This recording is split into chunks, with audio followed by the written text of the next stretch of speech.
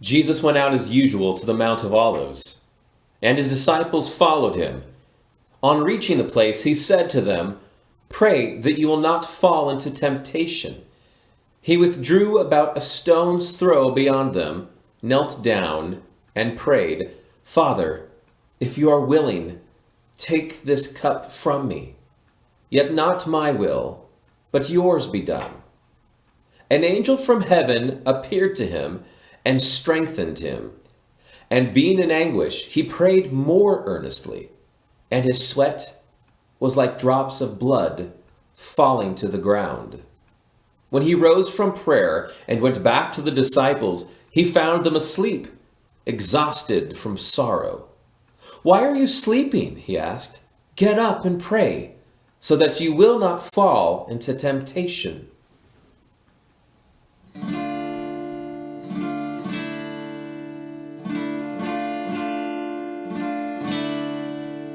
Stay with me, remain here with me, watch and pray, watch and pray, stay with me, remain here with me, watch and pray, watch and pray.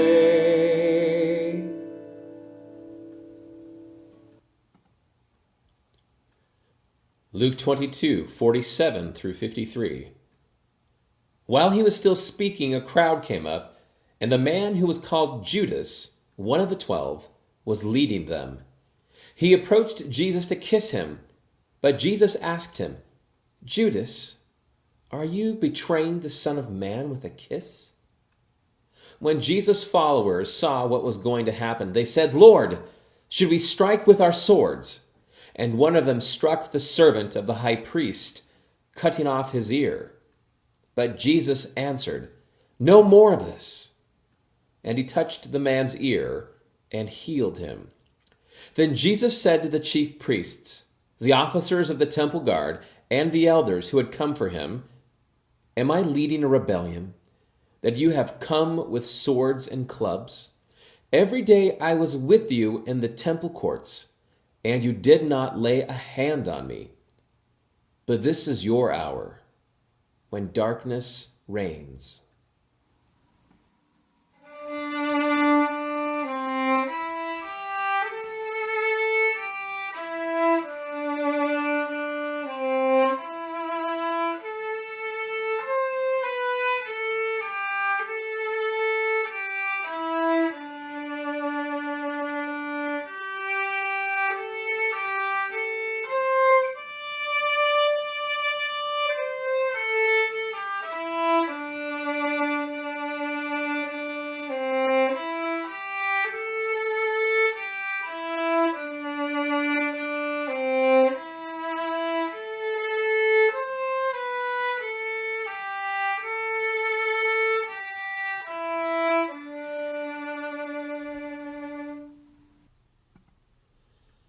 Luke 22:54 through 65. Then seizing him, they led him away and took him into the house of the high priest. Peter followed at a distance. And when some there had kindled a fire in the middle of the courtyard and had sat down together, Peter sat down with them. A servant girl saw him seated there in the firelight. She looked closely at him and said, "This man was with him." But he denied it. "Woman, I don't know him," he said. A little later, someone else saw him and said, "You also are one of them." "Man, I am not," Peter replied. About an hour later, another asserted, "Certainly this man was with him, for he's a Galilean." Peter responded, "Man, I don't know what you're talking about." Just as he was speaking, the rooster crowed. The Lord turned and looked straight at Peter. Then Peter remembered the word the Lord had spoken to him. Before the rooster crows today, you will disown me 3 times. And when he went outside, he wept bitterly.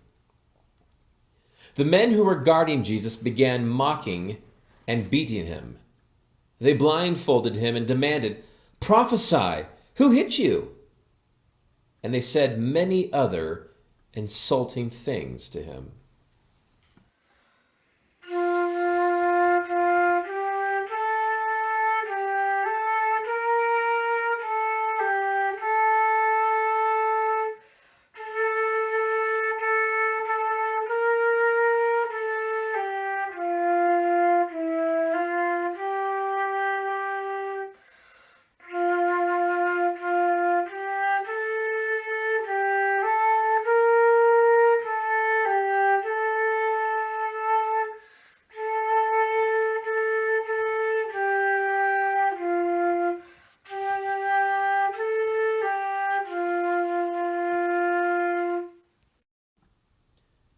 Luke 22:66 through 23:25.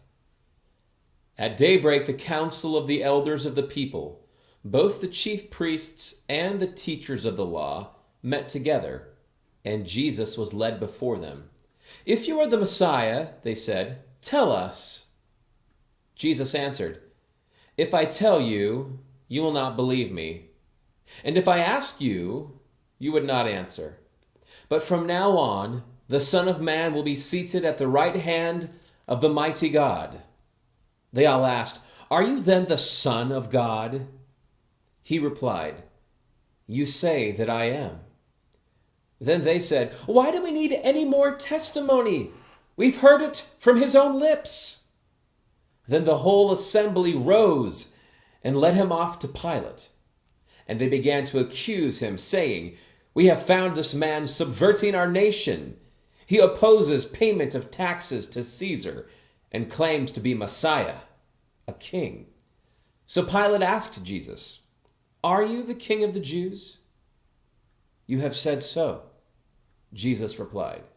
Then Pilate announced to the chief priests and the crowd, "I find no basis for a charge against this man."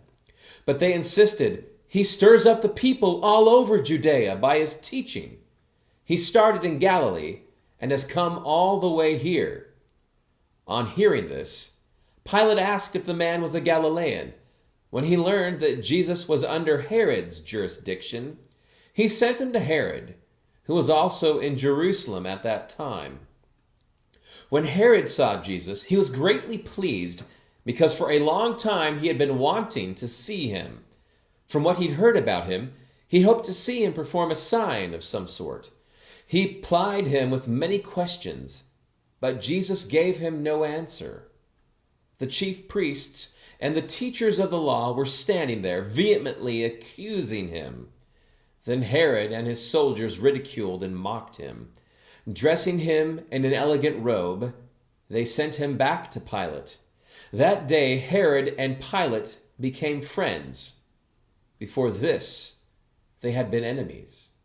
Pilate called together the chief priests, the rulers, and the people, and said to them, "You brought me this man as one who was inciting the people to rebellion.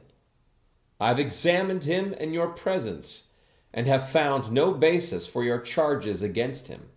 Neither has Herod, for he sent him back to us. As you can see, he has done nothing to deserve death. Therefore, I will punish him and release him." But the whole crowd shouted, "Away with this man! Release Barabbas to us!" Barabbas had been thrown into prison for an insurrection in the city and for murder. Wanting to release Jesus, Pilate appealed to them again, but they kept shouting, "Crucify him! Crucify him!" For the third time he spoke to them. "Why?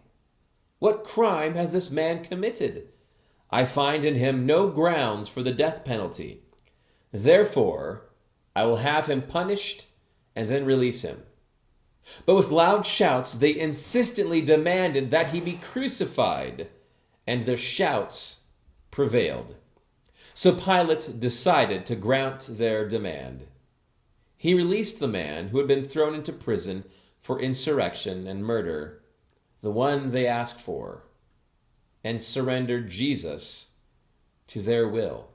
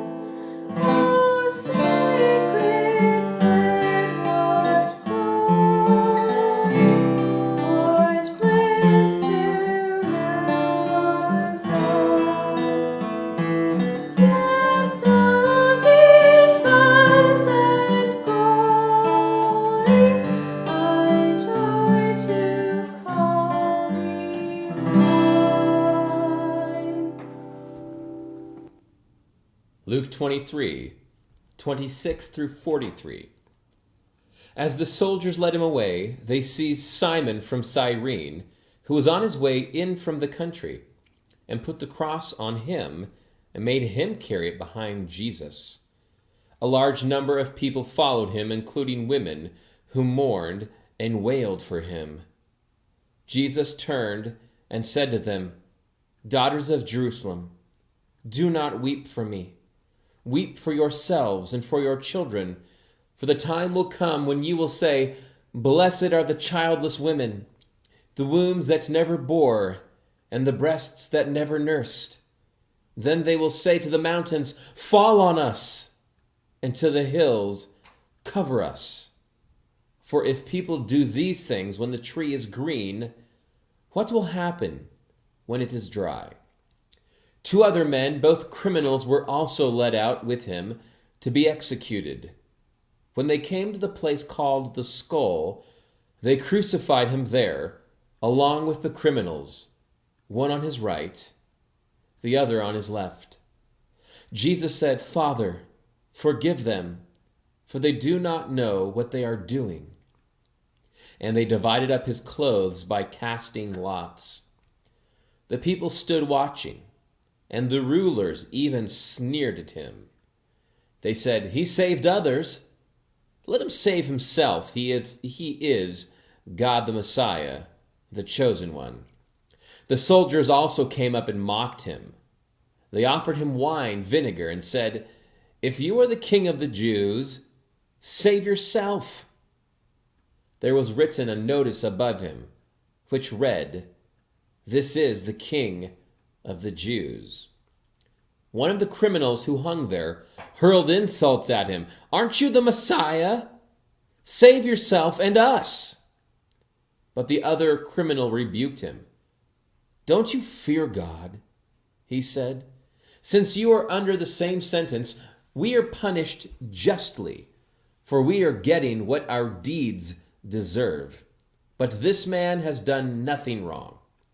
Then he said, "Jesus, remember me when you come into your kingdom." Jesus answered him, "Truly I tell you, today you will be with me in paradise."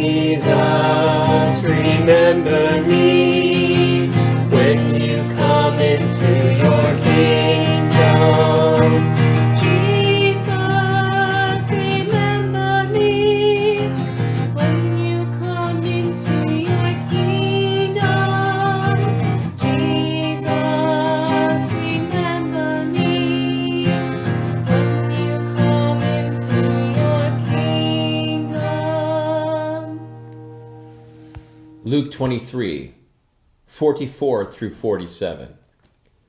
It was about noon, and darkness came over the whole land until 3 in the afternoon. For the sun stopped shining, and the curtain of the temple was torn in two. Jesus called out with a loud voice, "Father, into your hands I commit my spirit." When he had said this, he breathed his last.